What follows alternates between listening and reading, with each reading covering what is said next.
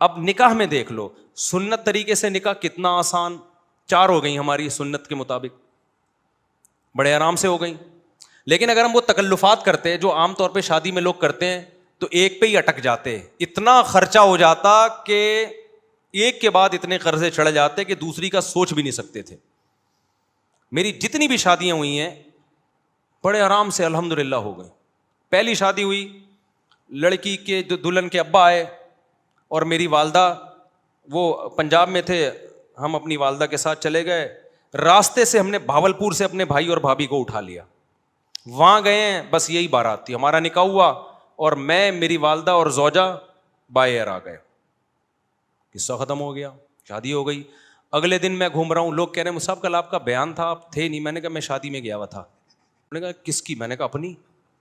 کیا مطلب؟ ابھی تو آپ یہاں تھے, آپ کی شادی بھی ہو گئی. میں نے کہا شادی میں تو وہ بولے قبول ہے, ہم نے بولا قبول ہے تو ہو گئی, اس میں کیا ہے. تو میں نے کہا ولیمہ کر لوں گا میں, آپ بے فکر رہیں. ولیمہ بھی اپنی جو میری حیثیت تھی اس کے حساب سے کر لیا, جتنے پیسے تھے اس کے حساب سے کر لیا, کوئی قرضے نہیں لیے, کوئی ادھار نہیں لیے, اپنی اوقات دیکھی کہ یار اتنی اوقات بنتی ہے تو اس حساب سے کر لو. لوگوں نے تو باتیں بنانی ہوتی ہیں, لیکن جو مرغے کھا کھا کے آپ کے ولیموں کے لاکھوں روپے کے مرغے کھا کے, کیا وہ باتیں نہیں بناتے؟ کیا وہ یہ کہتے ہیں بڑا سخی ہے؟ نا نا نا نا, ذرا سی ایک بوٹی بھی کچی نکل آئی نا, آپ کے کروڑوں روپے برباد ہوں گے. اور بھول جاتے ہیں 1.5 ہفتے 2 ہفتے بعد کہ کس نے مہنگا ولیمہ کھلایا تھا اور کس نے سستا. میں نے ایک چکن بریانی بنوائی تھی بس, میری گنجائش اتنی تھی. میں نے کہا اتنے آدمی یہ بریانی, اور منع کر دیا کوئی لفافہ نہیں لے کے آئے گا, کیونکہ لفافوں کا ٹرینڈ چل رہا ہے. لفافوں میں وہ لایا تو پھر آپ بھی لے کر جاؤ. ابے بھائی لو ہی نہیں, نہ لے کے جاؤ نہ لو. منع کر دیا کوئی لفافہ شفافہ نہیں ہوگا, تمیز سے کھاؤ, پتلی گلی سے نکلو. ایک نے کہا بوٹیاں گلی نہیں تھیں, ایک صاحب نے کہا صحیح طرح گلی نہیں تھیں.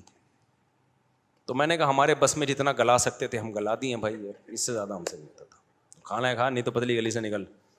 تو پھر دوسری بھی ایسے ہی ہو گئی ہماری, وہاں بھی ایسا ہی ہوا. میں دوسری میں تو کوئی تھا ہی نہیں نا, وہ تو پکڑے جاتے تو پٹتے. دوسری میں تو اتنے افراد بھی نہیں تھے. دوسری جب ہوئی ہے تو میرے بھائی, میرا چھوٹا بھائی میرا ساتھ دے رہا تھا, 2-4 دوست میرا ساتھ دے رہے تھے. جب نکاح کا ٹائم تھا یہ بھی بھاگ گئے, ہاتھ پاؤں ان کے کانپنے لگے. انہوں نے بولا پکڑے تو پٹیں گے ہم, شادی تم کر رہے ہو, پٹیں گے کون؟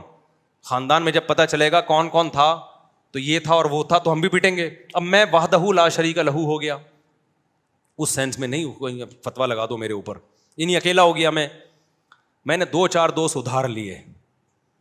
کبھی کہا جاؤ یار وہ لڑکی کے ابا کیا بولیں گے, کوئی کسی کو تو لے کے آنا. تو ہم گئے مسجد میں, ہمارا نکاح ہوا. اب رات کو رخصتی تھی, میں نے گھر سے شارٹ ہونا تھا, اماں کو کیا بتاتا کہاں جا رہا ہوں. اتفاق سے جمعرات تھی, مدنی مسجد بہترین کام آتی ہے ایسے موقع پہ, ٹھیک ہے نا.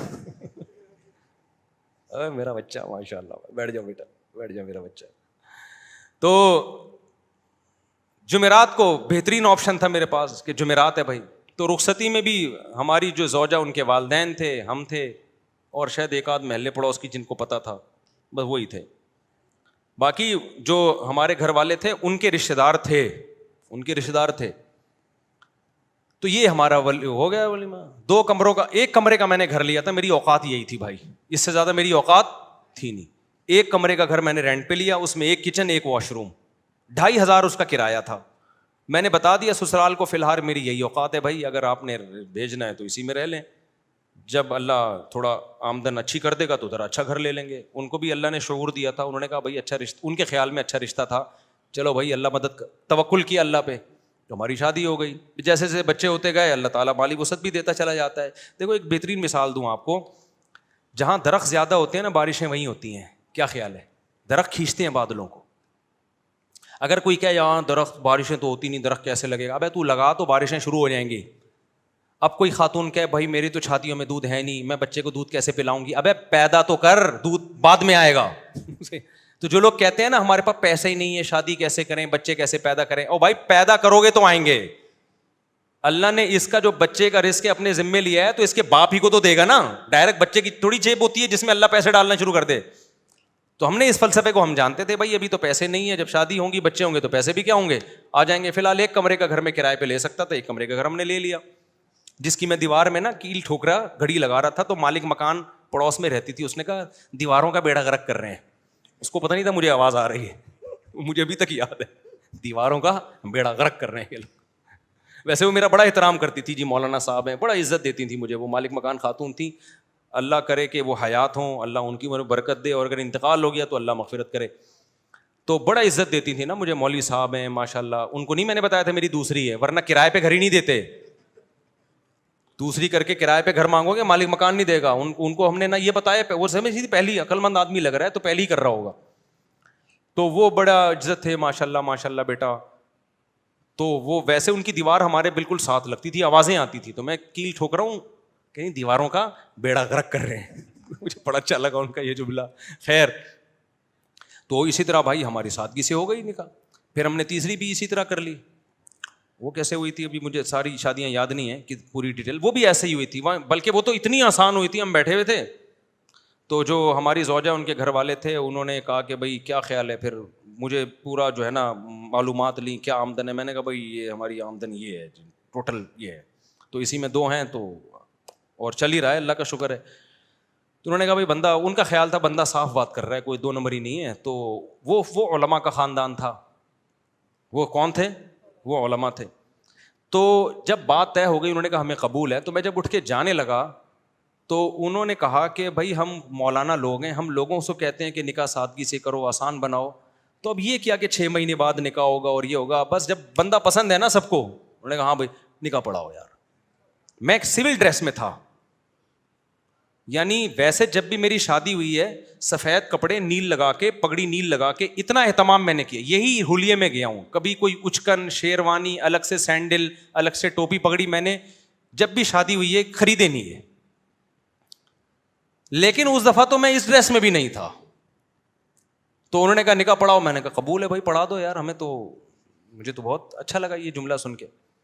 تو پھر وہ ہوا کہ انہوں نے وہی مولوی صاحب ان کو بلایا, بھائی ادھر آؤ.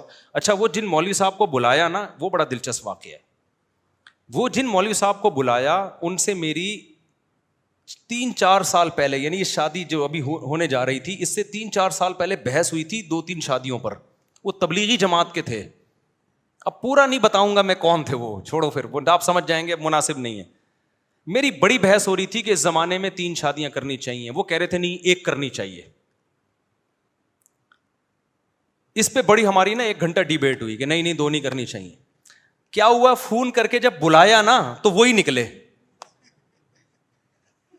ابے انہیں کہا تیری شادی ہو رہی ہے ہمارے ہی خاندان میں.